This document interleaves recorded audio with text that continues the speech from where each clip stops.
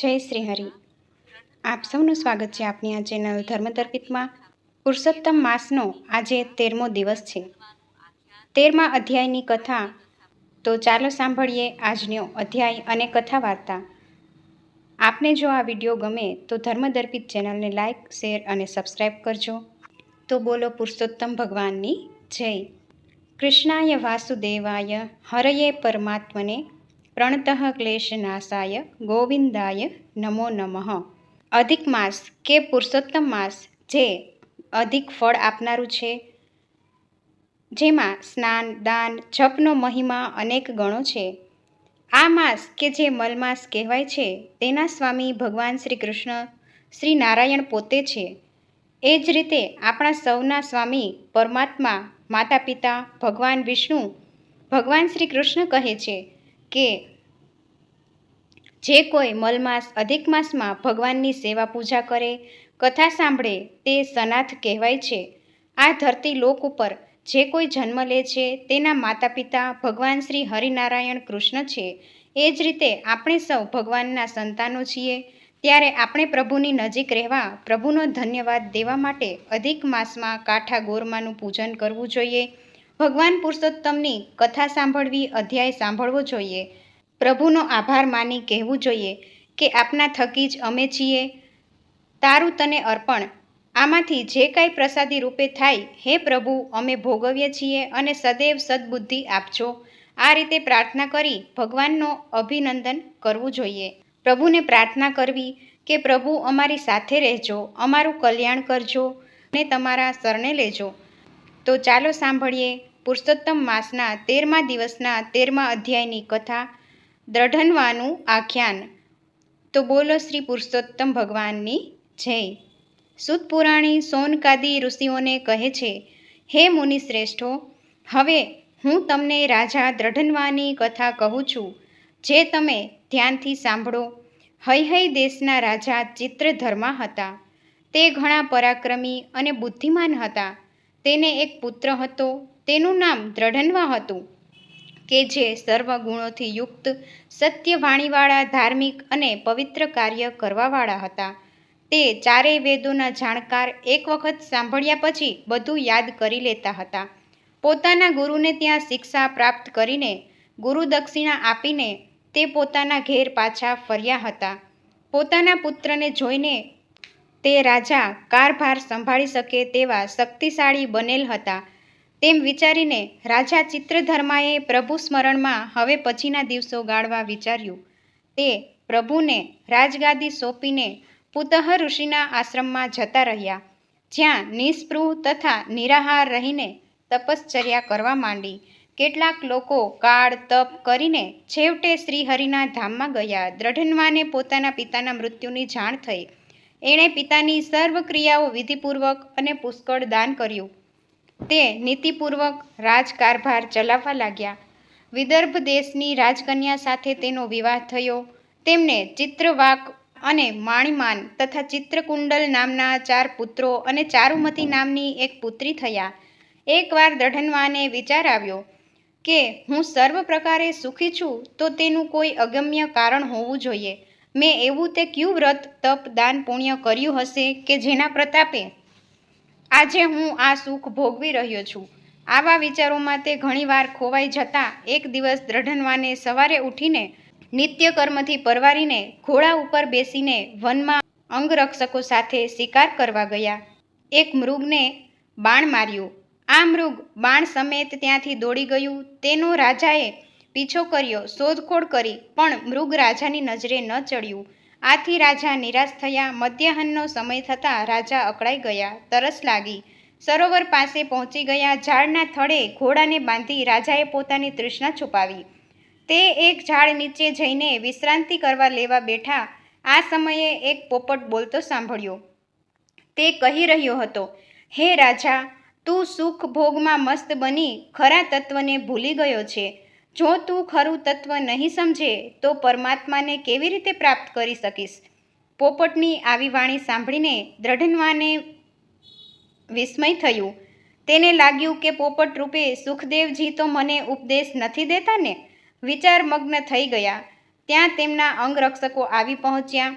તેમની સાથે તે પોતાના નગરમાં આવ્યા, રાજમહેલ આવ્યા. પછી પોપટના વચનો વારંવાર રાજાને યાદ આવવા લાગ્યા. તેણે ભોજન કર્યું, સૂતા નહીં, છતાં વિચારોમાં મગ્ન જ આવી આ રાજાની હાલત જોઈ રાણીએ પોતાના પતિને પૂછ્યું, હે સ્વામીનાથ, આપ આટલા બધા હતાશ કેમ છો? સૂનમૂન કેમ છો? આપને શું માનસિક દુઃખ છે તે મને કહો. દુઃખને દૂર કરવાનો પ્રયત્ન કરીશ. રાજાએ કોઈ પણ આગળ કંઈ પણ ખુલાસો ન કરતા રાણી, મંત્રીઓ, દાસ દાસીઓ અને નગરજનો રાજા અંગે ચિંતા કરવા લાગ્યા. શ્રી બૃહદ નારદીય પુરાણમાં પુરુષોત્તમ મહાત્મય નામનો દ્રઢન્વાનું આખ્યાન નામનો 13મો અધ્યાય સંપૂર્ણ. બોલો શ્રી પુરુષોત્તમ ભગવાનની જય.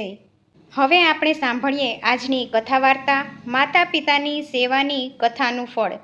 એક હતું ગામ કે જેમાં એક વૃદ્ધ ખેડૂત રહેતા હતા. તેની પત્ની પણ વૃદ્ધ હતા. તેમને 4 દીકરાઓ હતા. ચારેય દીકરાઓ પરણેલા, ચારેય માતા પિતાથી અલગ રહેતા હતા. પત્ની વૃદ્ધ હોવાથી કંઈ કરી શકે તેમ હતા નહીં, છતાં રગડ ધગડ કામ ચાલતું, પેટીયું ભરી લેતા. તેઓ દીકરા દીકરીઓને વહુના ઓશિયાળા થવા માંગતા ન હતા. એવામાં પુરુષોત્તમ માસ આવ્યો એટલે ખેડૂતે પોતાની પત્નીને કહ્યું, ભાગ્યવાન, કોઈ એક દીકરાની ભેગા રહીએ કે જેથી પુરુષોત્તમ માસનું વ્રત કરી શકીએ. ત્યારે પત્નીએ હા ભણી એટલે તેઓ મોટા દીકરાના ઘેર ગયા. મોટા દીકરા અને તેની વહુએ તેમને આવકાર તો આપ્યો. વાત વાતમાં ખેડૂતે જણાવ્યું કે પુરુષોત્તમ માસ આવ્યો છે એટલે અમે 1 મહિનો તમારે ત્યાં જ રહીશું, કથા વાર્તા સાંભળીશું અને પુરુષોત્તમ ભગવાનનું પૂજન ને ભજન કરીશું. જ્યાં 1 મહિનો રહેવાની વાત આવી એટલે મોટા દીકરા અને વહુનું મોં જરાક બગડ્યું અને કહેવા લાગ્યા, અમારે ત્યાં તો સૂવાની સગવડ નથી, જેથી તમે નાનાને ત્યાં રહો. ખેડૂત અને તેની પત્ની ત્યાંથી ઉઠી બીજા સંતાન પાસે ગયા. ત્યાં પણ આવી જ રીતે વાત કરવામાં આવી તો તેઓ પણ ગલ્લા તલ્લા કરવા લાગ્યા. ત્યાંથી માતા પિતા ત્રીજા દીકરાને ત્યાં ગયા.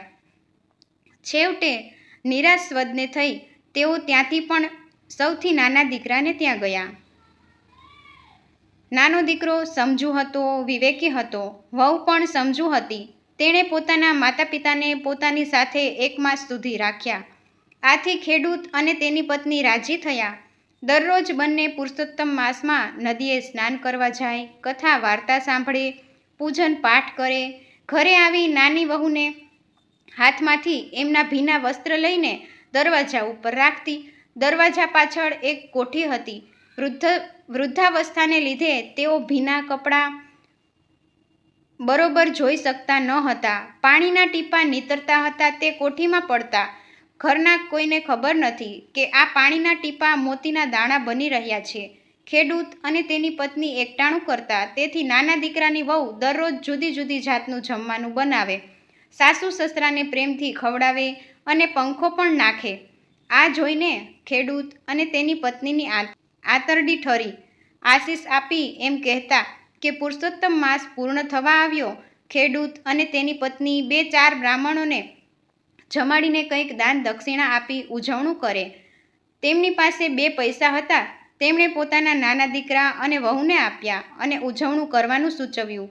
પુરુષોત્તમ માસના છેલ્લા દિવસે કંઈક કામ પડતા વહુએ કોઠીમાં જોયું તો તેને કંઈક ચમકતું દેખાયું. તેણે અંદર હાથ નાખ્યો તો તેના હાથમાં મોતીના દાણા આવ્યા. તેણે તરત પોતાના પતિને બોલાવીને કહ્યું. બંને તેમાંથી થોડા મોતી લઈ ગામના ઝવેરી પાસે ગયા. બતાવ્યા તો ઝવેરીએ કહ્યું, આ સાચા મોતી છે. દીકરા અને વહુએ આ મોતી થોડા વેચી રોકડ રકમ લીધી. માતા પિતાના વ્રતના પ્રતાપથી, પુરુષોત્તમ ભગવાનની કૃપાથી આ બધું થયું હતું. નાનો દીકરો અને વહુ માતા પિતાને વાત કરી બધા રાજી થયા. હવે 2-4 બ્રાહ્મણોને બદલે 51 બ્રાહ્મણોને નોતરા દેવામાં આવ્યા. પોતાના ભાઈ અને ભાભીને પણ જમવા બોલાવ્યા. સગા વાલાને પણ જમવા બોલાવ્યા. સારી રીતે ઉજવણું કરવામાં આવ્યું. 51 બ્રાહ્મણને પણ સારી દક્ષિણા આપી 3 ભાઈઓ અને તેમની વહુઓ ભેગા થઈ આસપાસમાં વાતચીત કરવા લાગ્યા કે નાના પાસે આટલી બધી સંપત્તિ ક્યાંથી આવી? ચોક્કસ આમાં કંઈક ગોટાળો છે. લોકો જાત જાતના તર્ક વિતર્ક કરવા લાગ્યા. ત્યારે સૌથી મોટા દીકરાની વહુ તેની દેરાણી નાના દીકરાની વહુને પૂછે છે કે આ તમે જે ઉજવણું ધામે ધૂમેથી કર્યું છે પણ તેના પૈસા ક્યાંથી આવ્યા? ત્યારે નાની વહુએ વિગતવાર બધી વાત જેઠાણીને કરી. આથી ત્રણેય મોટી વહુઓ પછતાવા લાગી. તેણે નક્કી કર્યું કે હવે આવતો પુરુષોત્તમ માસ આવે ત્યારે અમે જ બાપુજીને અમારી સાથે રાખીશું. ત્રણેય વહુઓ પુરુષોત્તમ માસની વાટ જોવા લાગી. પાછો પુરુષોત્તમ માસ આવી પહોંચ્યો.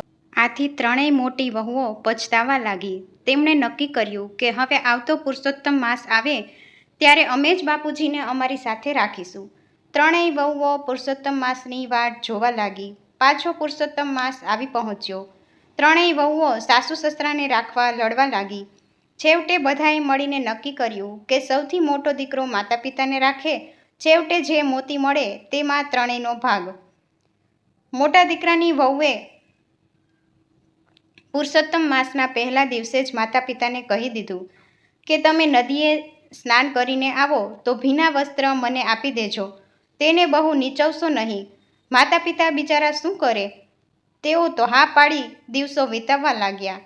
બહુ લાલચની મારી માતા પિતાને સાચવવાનો ડોળ કરતી મોટી વહુ તો મોતીના સ્વપ્નો જોવા માંડી.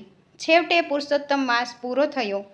ત્રણેય દીકરાઓ અને વહુઓ મળીને ઉજવણું કરવાનું ગોઠવ્યું. તેમણે તો આખા ગામને જમવાનું આમંત્રણ પણ આપી દીધું અને ઉજવણું થયું. ગામને જમાડ્યું. બ્રાહ્મણોને સારી રીતે દક્ષિણા પણ આપી. બધું કામ પતી ગયું. પછી ત્રણેય દીકરા અને વહુઓ જ્યાં કોઠી રાખેલી હતી ત્યાં ગયા તો કોઠીમાં હાથ નાખે મોતી લેવાનો પ્રયત્ન કર્યો તો તેમના હાથમાં માટીવાળું જળ જ આવ્યું. આથી ધીરજ ન રહેતા છએ જણા કોઠીમાં હાથ નાખ્યો અને તેના ભારથી કોઠી પણ હેઠી બેસી ગઈ. અંદર જોયું તો મોતી સાના હોય? પાણી પીને કોઠી ઢીલી પડી ગઈ હતી એટલે કોઠી બેસી ગઈ. આ જોઈને સૌના મોં પડી ગયા. દીકરાઓ અને દીકરાની વહુઓ માતા પિતા ઉપર ખીજાયા અને કહેવા લાગ્યા, તમે નાનાને ત્યાં સરખી રીતે પુરુષોત્તમ માસ નાહ્યા હશો અને અમારે ત્યાં કપટ રાખ્યું છે? નહીં તો સાચા મોતી કેમ ન થયા? ત્યારે ખેડૂતે દીકરાઓને અને વહુઓને કહ્યું, બેટા, અમે તો એક જ ભાવથી નાહ્યા છીએ, પણ તમારો સ્વાર્થ અને લોભ તમને નડ્યો છે. ભગવાન પુરુષોત્તમ બધું જ જાણે છે. તે કોઈનાથી છેતરાતો નથી, પણ આપણે છેતરાઈએ છીએ. હે પુરુષોત્તમ ભગવાન, તમે જેવા નાની વહુને અને દીકરાને ફળ્યા તેવા આપનું વ્રત કરનાર, કથા કહેનાર, કથા સાંભળનાર સૌને ફળજો. બોલો શ્રી પુરુષોત્તમ ભગવાનની જય. તો મિત્રો, આજે આપણે 13મા દિવસની અધ્યાય 13મો અને આજની કથા વાર્તા સાંભળી. મને આશા છે કે આપને આ વિડીયો જરૂર પસંદ આવ્યો હશે. જો આ વિડીયો ગમ્યો હોય તો લાઇક, શેર અને ધર્મદર્પિત ચેનલને સબસ્ક્રાઈબ કરજો. ઓમ નમો ભગવતે વાસુદેવાય. જય શ્રી હરિ.